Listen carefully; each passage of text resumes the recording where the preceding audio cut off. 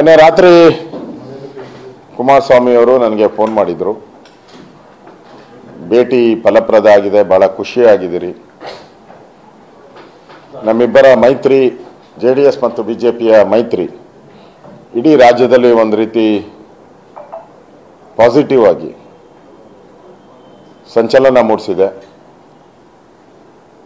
Parliament ಚುನಾವಣೆಯಲ್ಲಿ ನಾವು 28ಕ್ಕೆ 28 ಸ್ಥಾನ ಗೆಲ್ಲುವಂಥದ್ದಕ್ಕೆ ನಿನ್ನೆ ಭೇಟಿನೂ ಕೂಡ ನಮಗೆ ಬಹಳ ಸ್ಫೂರ್ತಿದಾಯಕವಾಗಿದೆ ಅನ್ನೋ ಮಾತನ್ನು ಹೇಳಿದ್ದಾರೆ. ದೇವೇಗೌಡರಿಗೂ ಕೂಡ ಬಹಳ ಗೌರವ ಕೊಟ್ಟು ಪ್ರಧಾನಮಂತ್ರಿಗಳು ಮಾತಾಡಿದ್ದಾರೆ.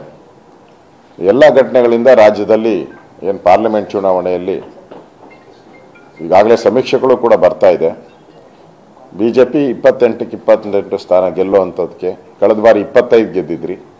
ಸಮೀಕ್ಷೆಗಳಲ್ಲೆಲ್ಲ 19, 20 ತೋರಿಸ್ತಾ ಇದ್ರು. 25 ಗೆದ್ದಿದ್ರಿ.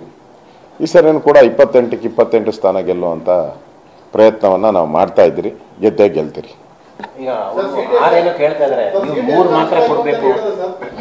ಕುಮಾರಸ್ವಾಮಿ ಅವರೇ ಸ್ಪಷ್ಟ ಮಾಡಿದ್ದಾರೆ, ಸೀಟ್ ಬಗ್ಗೆ ನಾವೇನು ಮಾತಾಡಿಲ್ಲ ಅಂತೇಳಿ.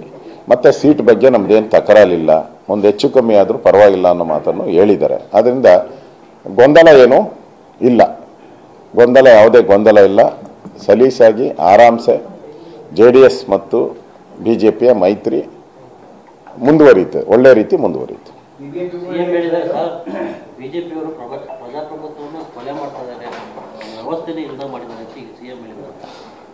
ಅದಕ್ಕೆ ಹೇಳಿದ್ದೀನಿ, ನಮ್ಮನ್ನು 10 ಜನ ಸಸ್ಪೆಂಡ್ ಮಾಡಾಕಿದ್ರಲ್ಲ, ಅವಾಗ ಪ್ರಜಾಪ್ರಭುತ್ವ ಎಲ್ಲೋಗಿತ್ತು ನಿಮಗೆ?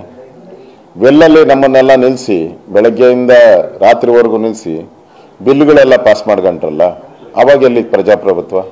ಈ ದೇಶದ ಮೇಲೆ ಎಮರ್ಜೆನ್ಸಿ ತಂದ್ರಲ್ಲ 1975ನೇ ಇಸ್ವಿಯಲ್ಲಿ, ಅವಾಗ ಎಲ್ಲಿತ್ತು ಪ್ರಜಾಪ್ರಭುತ್ವ? ಅದರಿಂದ ಫಸ್ಟು ಕಾಂಗ್ರೆಸ್ ಅವರ ಬಾಯಲ್ಲಿ ಪ್ರಜಾಪ್ರಭುತ್ವದ ಬಗ್ಗೆ ಮಾತಾಡುವಂಥ ನೈತಿಕ ಅಧಿಕಾರ ಕಾಂಗ್ರೆಸ್ ಅವ್ರಿಗೆ ಇಲ್ಲೇ ಇಲ್ಲ.